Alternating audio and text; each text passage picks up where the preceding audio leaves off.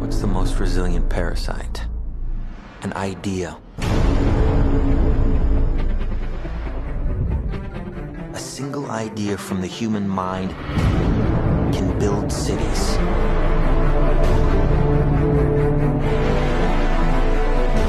An idea can transform the world and rewrite all the rules. Which is why I have to steal it. He's hiding something and we need to find out what that is. We gotta break out of here. Give him the kick!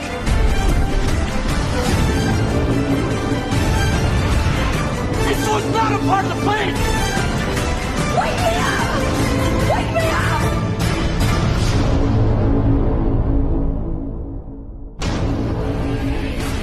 I know we have still not shattered that highest and hardest glass ceiling, but someday someone will, and hopefully sooner than we might think.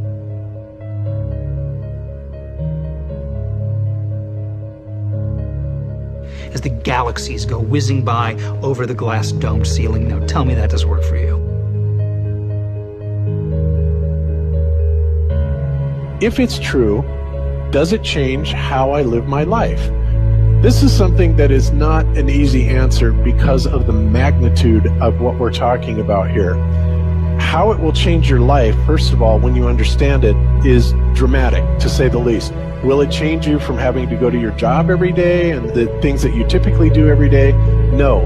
But when this knowledge becomes more mainstream and these agencies are starting to be held accountable, and you understand that they're all participating in this, not just the United States government, not just NASA, but China, Russia, India, all of them have space programs. They all have the same symbolism. They're all doing the exact same thing to their citizenry. And the first thing you have to understand about this is that the deception goes all the way to the top. And when I say all the way to the top, you have to kind of get rid of the notion that the people at the very highest levels are working together.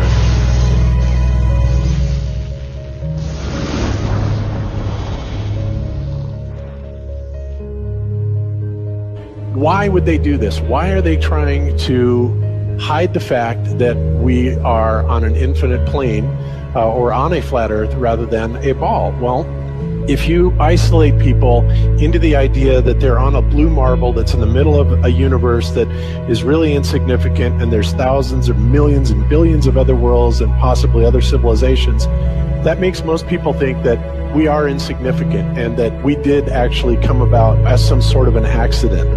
Now, when people believe that, their minds are much more malleable into being given the idea that there is no God, there is no creator. And because of that, that also gives the controllers this fertile soil to build other deceptions on.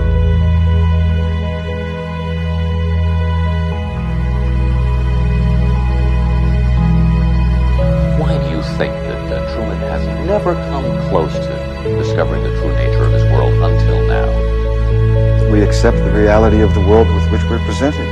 It's as simple as that. It's about total control, mental, physical, spiritual, every way, shape, form possible. You have to remember how big of a conspiracy this is. This isn't talking about just the JFK thing or isn't talking about just 9/11. It's on an umbrella kind of system to where it is the biggest deception that there is. It actually exposes every other deception, and nothing else brings down the power of the elite because it really exposes education, science, the economy, television, museums, universities. Think of all the things that have been fooled. I feel worse for the people that are out there building satellites, the people that are out there actually working for these space agencies, the people out there teaching in schools as professors, because they would all come to the conclusion eventually, once this gets out, that they've all been contributing to the lie. Why do you believe what you believe? Prove it without using NASA or any other space agency, the government or military of any country in the world. Why would I say that? NASA has been proven to be liars time and time again. I could spend a whole weekend here showing you the lies of NASA. How many of you believe your government is 100% honest and can be trustworthy? And how many of you know the military answers to their government? Okay, so if those three sources are all proven liars, why would you trust them? Fool me once, right? Shame on you. Fool me twice, shame on me. I say, continue to believe pathological liars and you're an idiot. But that's what we've all done. And so, I look at these stuff, we've all seen the textbooks, we've all seen the videos and movies and all these things, and there's so much of it. Do you know what the budget NASA has? You know how much they get? How much money they get? Have you seen the movie Gravity? Okay. That's made for about $100 million, give or take.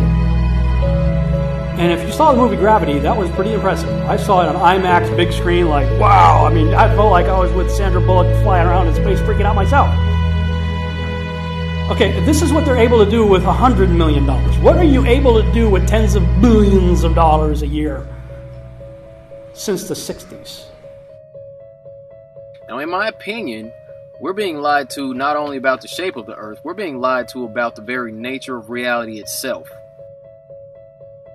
In 1954, Admiral Richard Byrd, a highly decorated naval officer, conducted an interview where he alluded to the idea that there may very well be land beyond the poles.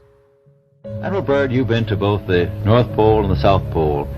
Is there any unexplored land left on this Earth that might appeal to adventurous young Americans? Yes, there is.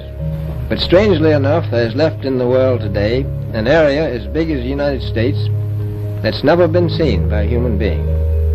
And that's beyond the pole on the other side of the South Pole from Middle America.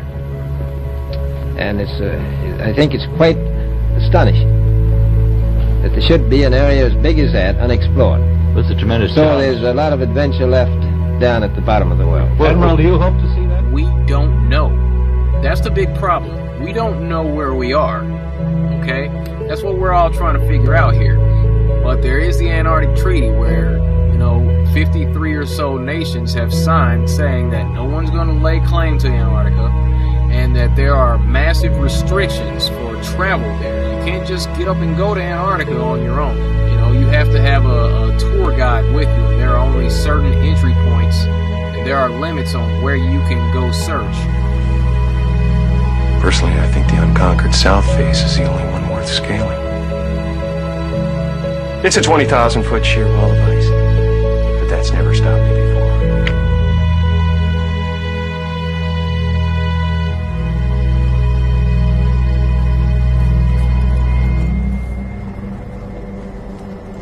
Welcome.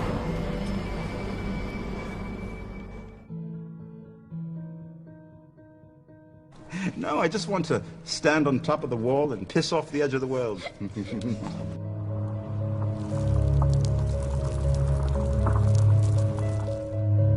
What difference does it make? What difference does it make? Yeah, that's their favorite line. Got a lot of people, what difference does it make? You can't figure out what difference it makes? If you can't figure out what difference it makes that the people running your world are lying to you over and over your whole life, if you can't figure out that someone lying to you is trying to control you, suppressing of information, of knowledge is control.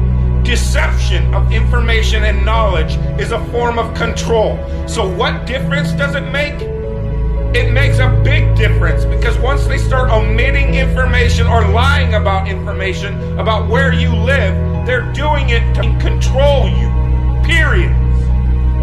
Why am I having to explain this to critical thinkers in the truth movement?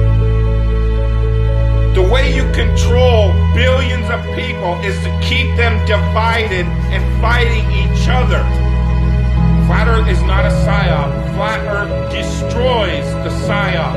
Every psyop that's been used to control us for as long as they've known about it. So this system has been in power and control ever since they convinced the rest of the world that they didn't know where they live, and created this fantastical scenario to make people feel insignificant and to follow those that appear to know better. Why is the flat earth so important?